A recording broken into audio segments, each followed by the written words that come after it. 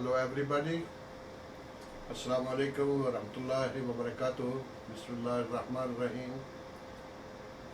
Today our lesson is the importance of the communication, proper communication, and what are the benefits of the good communication and what the withdrawals, backdraws and losses of the poor communication in our organizations, poor communication in the workplace, and the good communication in workplace and everywhere. And then we will discuss how can we improve organizations communication. We will define the goals and expectations. Good communication creates how creates the better relationship in between the clients, in between the customers, individuals, and we will how we clearly can deliver the message and how we can keep everybody involved in the communication and how we should listen and show our empathy. This is the discussion of today's chapter. So, strong interpersonal skills. We discuss in the ethics and behavior of the organizations. Effective and clear communication can help form cohesive teams among employees and make handling challenges easier. Proper and effective communication is an essential tool in achieving productivity and maintaining strong working relationships at all levels of the organizations.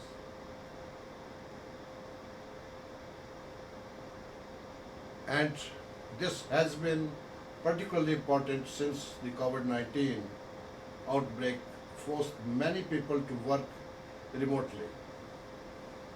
Employers who invest time and energy into delivering clear lines of communication will rapidly build trust among employees, leading to increase in productivity, output, and morale in general. Strong interpersonal skills, effective and clear communication, it builds a very good relations among employees as well as with the employer and make handling challenges easier. Employees must communicate effectively and understand the difference between constructive criticism and destructive gripping. Related to the interpersonal skills is an employee's outward appearance. If the job calls for professional attire, the employee should dress the part. Strong interpersonal skills involve understanding a little about office politics. The employee should know when to speak up and when to listen. Proper and effective communication, as I said, is an essential tool.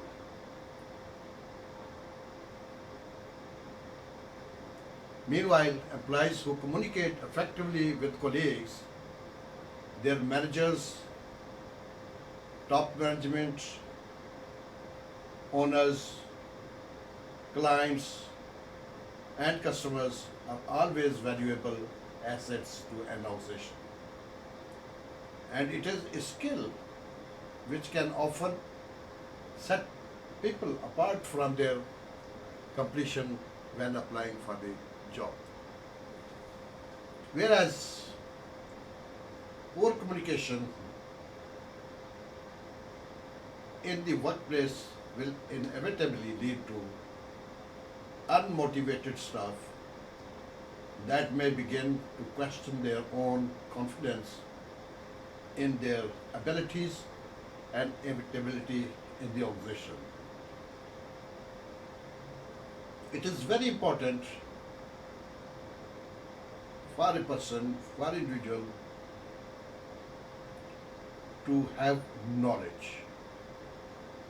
Knowledge on the subject, knowledge about their job, knowledge on their skill.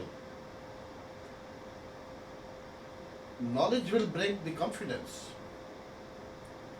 When you have the confidence on yourself, you can communicate very well.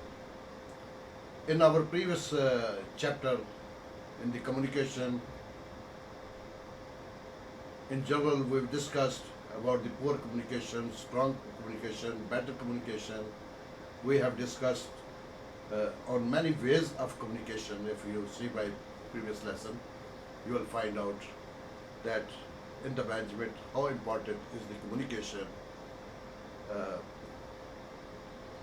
that the communication should be so clear and soft that your subordinate, your co-worker can understand the wordings. If you well can communicate in writing, they should know you are writing, or memos, or letters. So communication from top to down, or from down to top, is a skill. Inventory of ethical issues in business, employee-employer relations, employee relations, company relations, customer relations, company shareholders relations, company community, public relations. All relations, they are due to the communication. If you are soft in communication, you are good in communication, if you can express your views and ideas in a better way, that will be always beneficial to everybody. In many organizations, the reason that the companies get collapsed,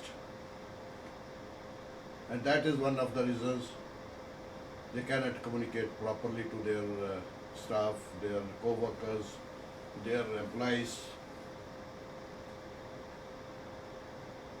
And many of the organizations, to get job, the managers, project managers, site managers, construction managers, other foremen, they lie to their workers. Or they have the false promises that, look, if you do this job, you complete this job, you will get this. When the job is done, they don't get the benefit, they don't get the appraisals, they don't get the benefit of right, their promotions. So, avoid telling lies and giving the false promises to the employees.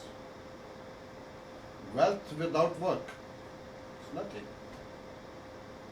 Player without conscience, your conscience, is nothing.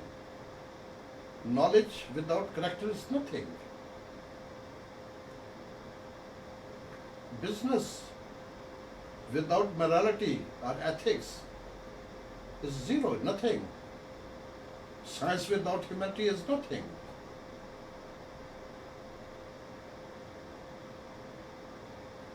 Religion without sacrifice and without follow-up is nothing. And all these things, if our leaders, they lie to the nation, give false statements to the nation, this can destroy any nation. they lose the confidence, they will lose the trust. To build a nation should have a proper communication. That's what say wealth without work, pleasure without conscience, knowledge without character, commerce, a business without morality or ethics, science without humanity, religion without sacrifice, politics without principle can destroy any nation. So, gentlemen, at any stage of life, you should communicate in good manners. Try your level best to tell the truth. Many times you lose by telling the truth, but it's not losing, you are gaining. Many people, they ask the question, how can we improve organization's communication or our communication? With my 45 years of experience, I understand the value of the communication, the good communication, proper communication. Misunderstanding or feeling misunderstanding, even when someone feels like they are communicating well, if the person to whom they are speaking has a different communication platform, then there may be misunderstanding. So with communication tools such as identifying communication patterns and making small communication adjustments, new information can be dispensed in a way that is easy and clear to understand. And the listener can better communicate their understanding.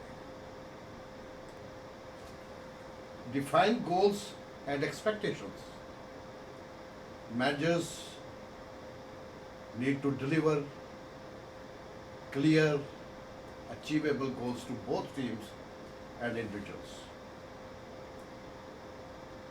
It's not calling individually, one by one, and defining the goals and expectation. They can deliver to the team, get together in the meetings. Outlining exactly what is required on any project and ensuring that all staff are aware of the objectives of the project. The staff should understand the scope of work. They should understand what the specifications are going to be used, what are the specifications of the project, and what standards are going to be used, and what we are going to face, obstacles or problems during the project phase. And this communication is, to communicate is the responsibility of the project manager. He is assigned for that. He is paid for that. That's his responsibility. The head of department, the department and the organization as a whole, the communication is very, very important. I gave you an example that the foreman at site told to his workers or the lead man that, look gentlemen, you complete this project, you complete this task, you will have the bonus or you will be paid extra amount. without communicating to his senior engineer, and the senior engineer without communicating to the project engineer or the project manager or the site manager. He is not the authority, or he did not communicate to his seniors, and he could not pay that what he promised. So you can see, and you have the experience, that next time the workers will not trust. And they will very slow in the productivity at their job site, at the work. So, good communication always creates better relations. It's not better relations only with customers, better relations with your co-workers, with your laborers, with your senior engineers, with your top management that you have told them. Same way, if your workers are trained how to communicate with the clients, so this one is a biggie if you have client-facing employees. Since client interactions are usually the difference between a satisfied customer and a disgruntled one. When your employees are trained to communicate more effectively and to connect with others, they can better mitigate and resolve conflicts. They can understand needs. They can help the customer feel understood. Present new information in a way in which the client will be more repetitive. It's important.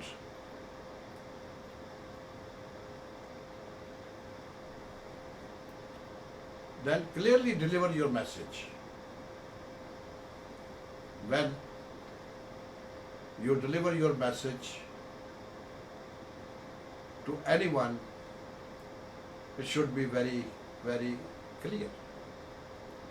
And it is the responsibility of the message delivering person that your message is clear and accessible to your intended audience. The audience who are going to receive the message, they should be very clear. This way, doing this way, and to do this, it is essential that you speak plainly and politely. Politeness is very important. Getting your message across clearly without causing confusion or offense. Once you have created your message, you need to ensure it is delivered in the best possible format. While you are face to face, communication is by far the best way to build trust and with employees. Not face to face. Call them or go yourself. It's not a problem. It's not always an option. Take time to decide whether information delivered in a printed copy would work better than an email, or if a general memo will be sufficient. Which way you can communicate. And when you are communicating, in my previous lesson I have explained that keep everyone involved. Ensure that lines of communication are kept open at all times. Actively seek to encourage progress reports and project updates. daily basis,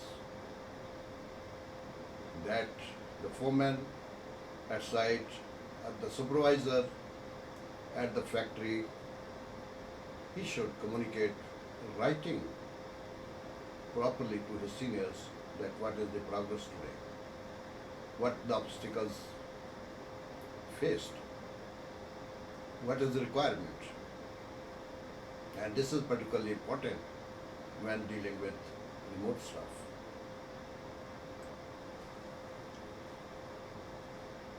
Always listen and show empathy, patience. Communication is a two-way process, and no company or individual will survive long if it does not listen and encourage dialogue with the other party. Listening shows respect and shows you to learn about any outstanding issues you may need to address as an employer. This is the communication in the organizations. Same way I'll add here communication with your family members, with your children. Many parents I have seen, when the child will ask, Baba, Mama, I want that wire. The father say, okay, I'll buy for you. But he does not. If he cannot afford, he should tell him the truth. Look, my son, look, my daughter, and look, my brother, my sister, I cannot do it at present because my resources does not allow me to buy this item. It will give you respect at present that time. Same way, communication with your parents, always be soft. Don't give them rough, tough language. Don't use it with them. Always respect them, as you are expecting this respect from your child. They are at this age, they need your love, affection, care. You should be giving them courage. Give them soft communication. Talk to them with soft communication. Give them time to understand. The bottom line is that the good communication is not just about being able to more accurately and concisely present information and ideas. It's also not just about mitigating conflict or creating a more positive team environment. Communication is integral to sales, client relationship, team development, company culture, employee engagement, buy-in, innovative thoughts, exchange of ideas, learning, and having a better relationship in between your relatives, with your relations, blood relations, with your neighbors, with your colleagues. So always talk softly, politely, and make everybody in a good communication line. Thank you very much, and we will see you in the next lesson, number 15, and we will discuss further ethics and behavior in organizations, side by side the ethics and behavior of the life as well, because ethics is very important in every ways, everywhere. Thank you very much, and see you. Bye bye.